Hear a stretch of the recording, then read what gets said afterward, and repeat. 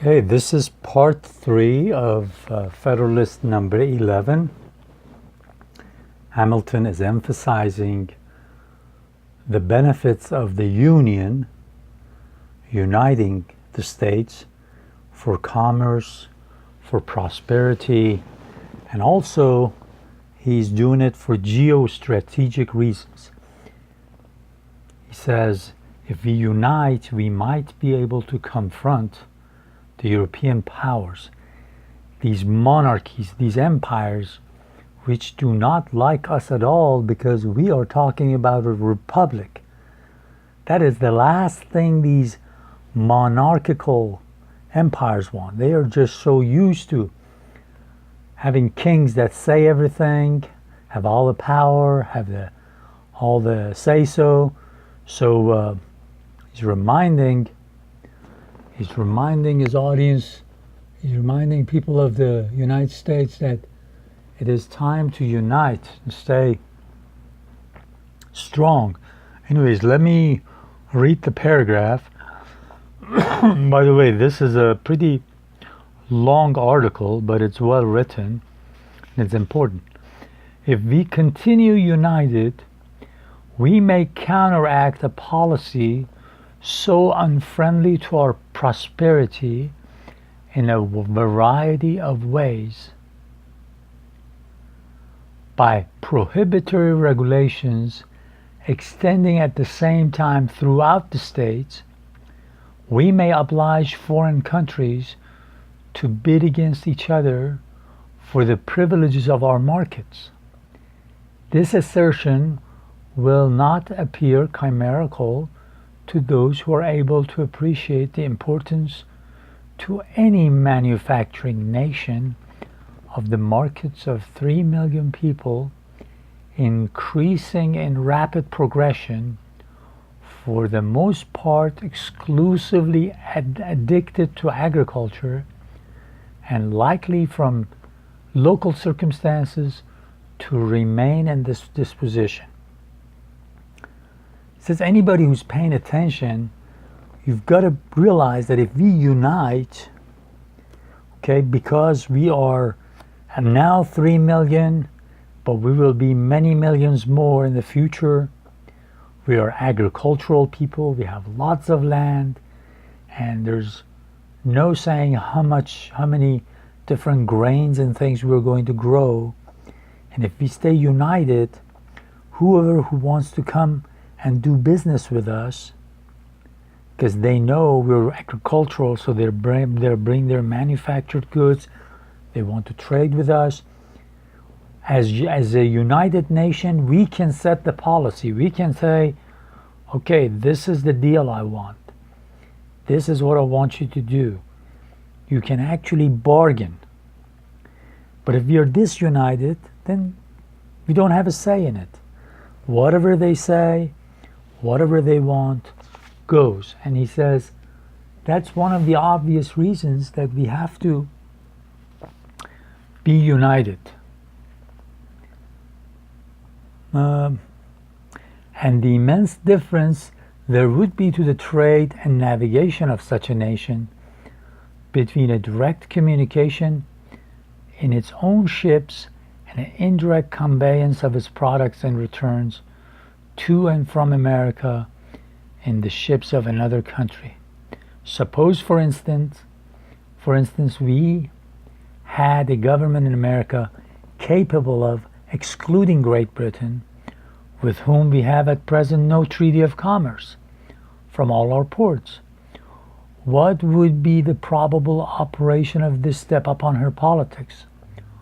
Would it not enable us to negotiate with the fairest prospect of success for commercial privileges of the most valuable and extensive kind in the dominions of that kingdom? An example is Britain. Britain right now is making it difficult for us to go to the ports of the colonies which she dominates and for us to trade. It says, if we stay united, we can tell Britain, sorry, if you don't let us trade with with the people in your different colonies, we are not going to let you trade with us. We're not going to let you sell all your stuff, and we're not going to give you the best price for the things you buy from us.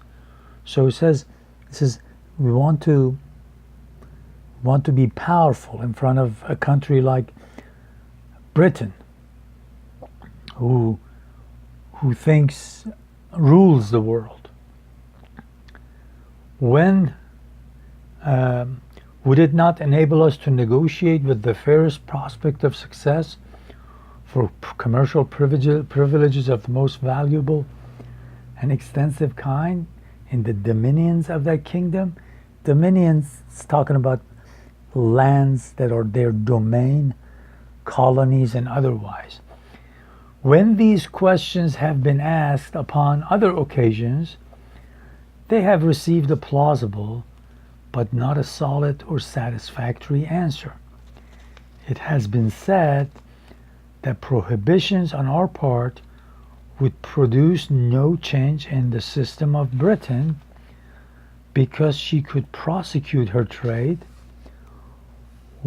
as through the medium of the Dutch, who would be her immediate customers and paymasters for those articles which were wanted for the supply of our markets. But would not her navigation be materially injured by the loss of that important advantage of being her own carrier in that trade? Okay, he says some of the people were criticizing us. They say, okay, let's say you unite, and let's say you tell the British that they can't directly come to your ports.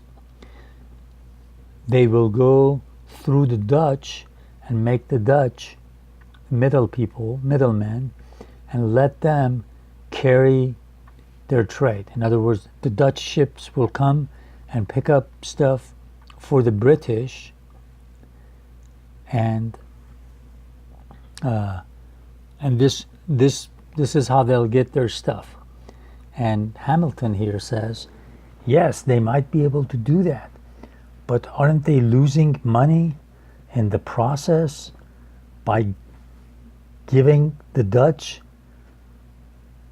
the money that they can pay their own shipmates, their own crew, their own sailors, the sailors from their country, keep their nation, navigation, their navy strong?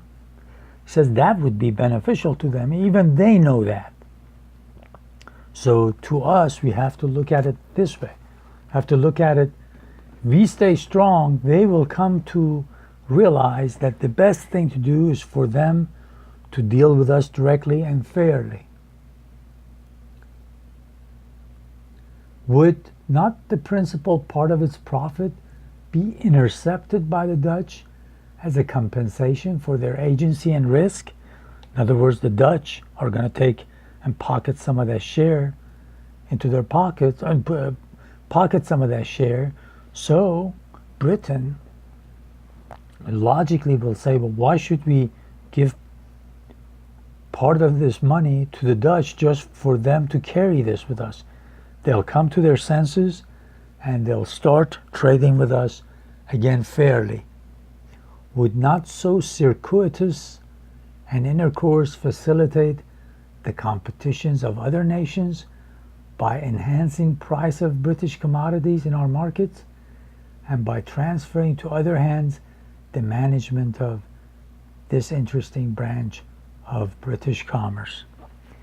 And if this happens, other people will get in the middle of this competition, and the British, we might get hurt by it a little bit, but the British are going to get hurt by it too.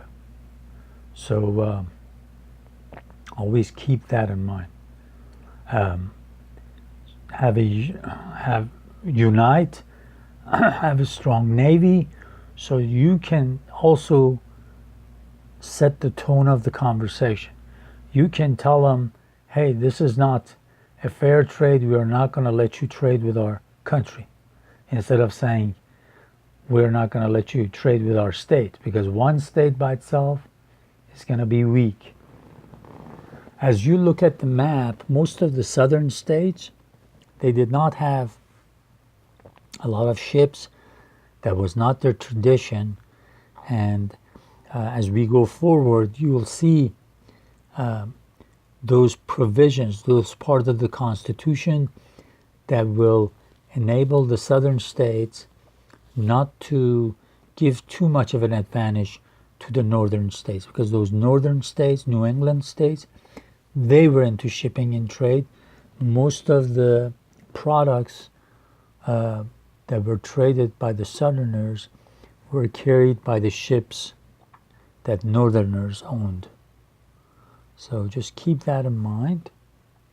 As you can see this map, this whole thing was Virginia, but this part separated and became Kentucky, state of Kentucky right now. And of course, this is, it used to be claimed by Carolina, North Carolina, and now it's the state of Tennessee. This is South Carolina, North Carolina instead of Georgia. And down here was the Floridas, which is the state of Florida now. So again, the whole, our whole goal as human beings should be to unite the world so that we won't lose a lot of resources in this, in spending on warfare, spending on arms, military, and spreading distrust amongst ourselves. That is foolish.